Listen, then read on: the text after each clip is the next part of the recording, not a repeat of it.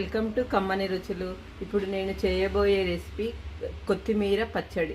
గిన్నె పెట్టుకొని స్టవ్ వెలిగించుకోవాలి.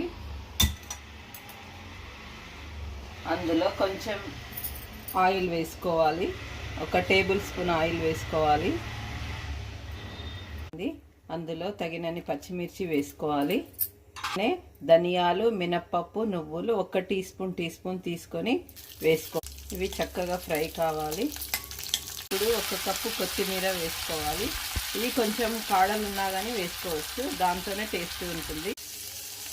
ఇది చక్కగా ఫ్రై అయిపోయింది.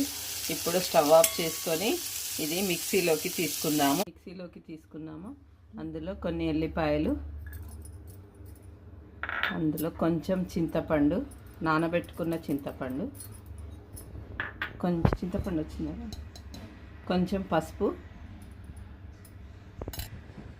రుచికి సరిపడా సాల్ట్, చిటికెడు షుగర్ వేసుకోవాలి. ఇప్పుడు మిక్సీ పట్టుకుందాం. కొత్తిమీర పచ్చడి రెడీ అయిపోయింది. ఇప్పుడు ఇది బౌల్లోకి తీసుకుందాము. ఇప్పుడు పోపు పెట్టుకుందాము. ఇప్పుడు స్టవ్ వెలిగించుకోవాలి. అందులో కొంచెం ఆయిల్ ఇప్పుడు స్టవ్ వెలిగించుకున్న తర్వాత కొంచెం ఆయిల్ వేసుకోవాలి. ఇప్పుడు ఆయిల్లో జీలకర్ర, ఆవాలు, మినప్పప్పు, పోపు దినుసులు వేసుకోవాలి. ఇవి చక్కగా ఫ్రై కావాలి. చక్కగా ఫ్రై అయిపోయింది. పుదీనా పచ్చడి, టమాటా పచ్చడి కాకుండా కొత్తిమీర పచ్చడి కూడా చేసుకోవచ్చు. చాలా బాగుంటుంది. ఇది ఇడ్లీతో కూడా తినొచ్చు, అన్నంతో కూడా తినొచ్చు. ఈ పోపు పచ్చడిలో ఇందులో వేసుకున్నాము.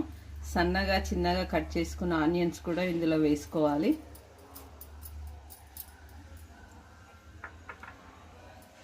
వేడివేడి కొత్తిమీర పచ్చడి రెడీ అయిపోయింది.